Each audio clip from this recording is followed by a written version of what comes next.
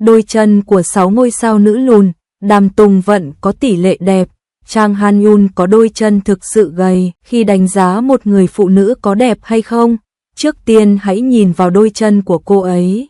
Như chúng ta đều biết, những người nổi tiếng nữ thường có khuôn mặt đẹp và có đôi chân đẹp là một điểm cộng. Sau khi chứng kiến quá nhiều đôi chân dài, tại sao bạn không thử ngắm nhìn đôi chân của những ngôi sao nữ nhỏ nhắn?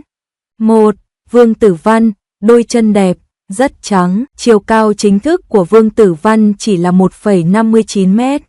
Cô ấy khá nhỏ nhắn. Chiều cao này thậm chí còn không cao so với các ngôi sao nữ khác, chứ đừng nói là so với người bình thường. Không cao thì sao chứ Vương Tử Văn có khí chất rất mạnh mẽ. Đôi chân của cô ấy thực sự tuyệt vời, rất dài và thân hình cân đối. Nhìn bề ngoài cô ấy cao hơn 1,6 mét. Hơn nữa, Vương Tử Văn có đôi chân đẹp, bắp chân không có cơ bắp, chân thẳng. Cô ấy không có đôi chân gầy như cây sào tre. Cô ấy có một ít thịt ở đùi và nhìn tổng thể cân đối. Ngay cả trong ảnh thô, đôi chân của Vương Tử Văn vẫn sáng bừng. So với khuôn mặt, đôi chân đẹp của cô càng thêm bắt mắt. Trong bức ảnh này, điều đầu tiên bạn nhìn thấy là đôi chân trắng nõn và mềm mại của Vương Tử Văn. Có lẽ vì đôi chân quá bắt mắt nên Vương Tử Văn trông không cao như thực tế, nên một số người nghi ngờ chiều cao của cô. Đối mặt với sự nghi ngờ, Vương Tử Văn đã trả lời rất hào phóng trong chương trình. Cô tiết lộ rằng chiều cao thực sự của mình là 1,59 mét, và cô cũng nói, mặc dù tôi không cao, nhưng tôi đã tăng chiều cao bên trong. Có thể nói rằng cô ấy khá là bá đạo. 2. Mao Hiểu Đồng, có đôi chân, hài hước, quyến rũ. Chiều cao chính thức của Mao Hiểu Đồng là 163 cm, được coi là trung bình, không thấp nhưng cũng không cao lắm.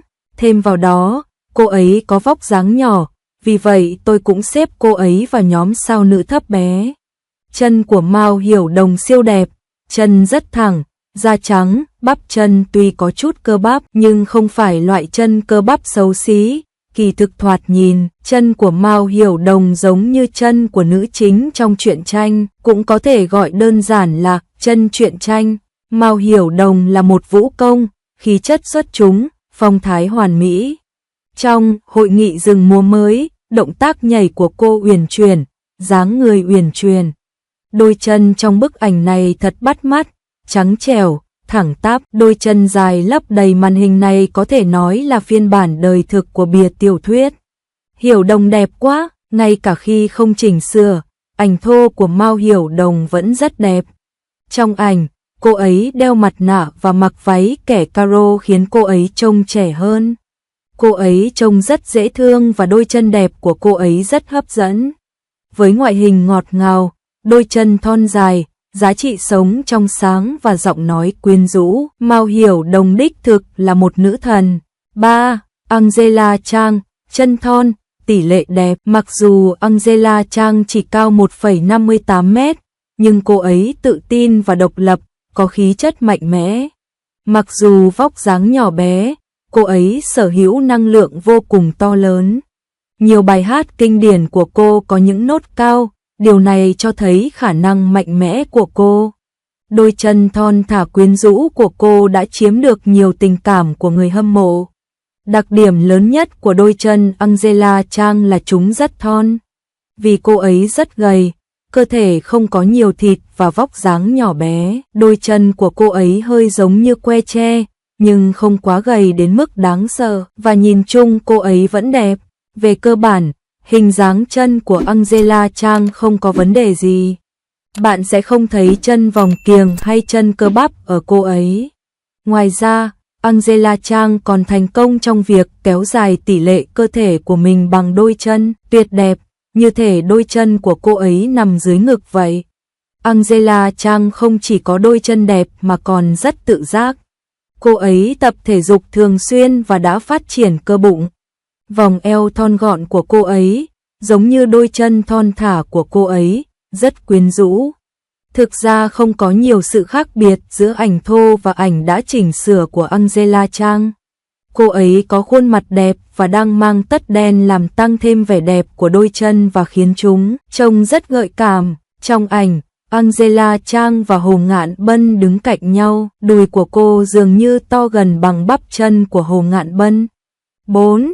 Đàm Tùng Vận, chân thịt, khá hấp dẫn, sinh ra với khuôn mặt trẻ thơ, Đàm Tùng Vận trông trẻ hơn nhiều so với bạn bè cùng trang lứa. Cô ấy không chỉ có khuôn mặt xinh đẹp mà còn có vóc dáng tuyệt vời, đặc biệt là đôi chân, tuy không quá gầy nhưng rất đẹp và có thể được gọi là đôi chân đầy thịt. So với những nữ diễn viên gầy gò kia, vóc dáng của Đàm Tùng Vận đẹp hơn nhiều, không béo cũng không gầy, vừa vặn, hơi béo một chút trông cũng khá ổn. Hơn nữa, Đàm Tùng Vận chỉ cao 1,62 mét, không cao lắm, nhưng đôi chân của cô vẫn góp phần không nhỏ vào khí chất tổng thể của cô.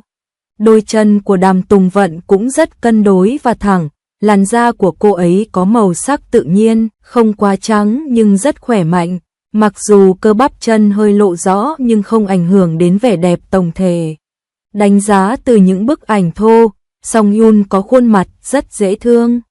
Không có sự phù hộ của bộ lọc làm đẹp và ánh sáng quá mờ, đôi chân của cô ấy trông hơi tối. Đôi chân của cô ấy không dài, nhưng thẳng và không dày, vẫn rất quyến rũ. 5. Trương Hàm Vân, phong cách mong muốn thuần khiết với đôi chân đẹp, siêu. Trương Hàm Vân cũng là một cô gái nhỏ nhắn điển hình, cô chỉ cao 162cm. Mặc dù không cao, nhưng Trương Hàm Vân có tỷ lệ cơ thể cân đối.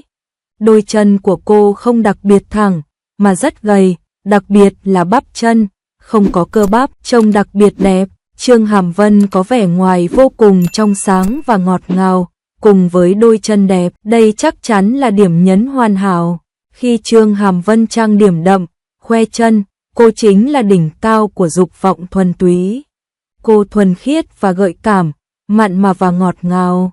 Ai mà không rung động? Trong bức ảnh này, đôi chân của Trương Hàm Vân khi ngồi cũng rất đẹp, vì dáng ngồi rất nữ tính nên cư dân mạng trìu mến gọi là chân tiểu thư. Bắp chân này thật bắt mắt, dường như không có khuyết điểm nào cả. Chân tiểu thư của Trương Hàm Vân thực sự rất tuyệt vời. Nếu phải hỏi khuyết điểm ở đôi chân của cô ấy là gì, thì đó hẳn là đùi hơi cong. Theo ảnh chụp thô, chân cô ấy nhìn chung rất gầy, đùi hơi có mỡ, nhưng nhìn tổng thể thì đẹp hơn chi tiết. Chân của Trương Hàm Vân vẫn rất đẹp, nhưng cũng có thể liên quan đến tư thế đứng hoặc góc chụp. Trong bức ảnh thô sau, Trương Hàm Vân không có vấn đề vừa nêu, có vẻ như đôi chân của cô ấy khá thẳng và khá bắt mắt. 6. Sinh Phây, đôi chân thẳng và tỷ lệ cân đối. Chiều cao chính thức của cô gái dễ thương Sinh Phây là 1,57 mét và cô ấy thực sự là một người thấp bé. Dáng người của cô ấy nhỏ nhắn, khiến người ta muốn bảo vệ cô ấy. Đôi chân của cô ấy cân đối, không phải 50 đến 50 và cô ấy rất đẹp. Điểm dễ thấy nhất ở đôi chân của Hình Phi chính là thẳng tắp, tuy rằng chân cô không quá dài nhưng lại có một đôi chân đũa thẳng tắp thon dài, đây cũng là một điểm tốt. Bắp chân của Sinh Phây thon thả đến kinh ngạc, thực ra khá kỳ diệu. Bởi vì cô ấy đã học nhào lộn và thường xuyên luyện tập các màn biểu diễn nhào lộn khác nhau. Trước khi ra mắt, mọi người nên biết rằng tập thể dục lâu dài có thể làm tăng cơ bắp chân. Nhưng Hình Phi lại không có nỗi lo lắng này, điều này thật đáng ghen tị. Trong những bức ảnh chụp trực tiếp tại sân bay, Sinh Phây mỉm cười và vẫy tay chào người hâm mộ. Đôi chân này rất bắt mắt, chúng không quá trắng hay quá dài, nhưng có hình dáng đẹp và mỏng. Vì vậy, Sinh Phây có thể được coi là đại diện của đôi chân đẹp trong số những người thấp bé. Nhìn chung, đôi chân của những nữ diễn viên nhỏ nhắn này đều đẹp và mỗi đôi đều có nét độc đáo riêng. Về đôi chân đẹp, chúng ta chỉ nên nhìn vào chúng. Sức khỏe là quan trọng nhất, không cần phải tiêm thuốc làm thon chân chỉ vì mục đích làm đẹp.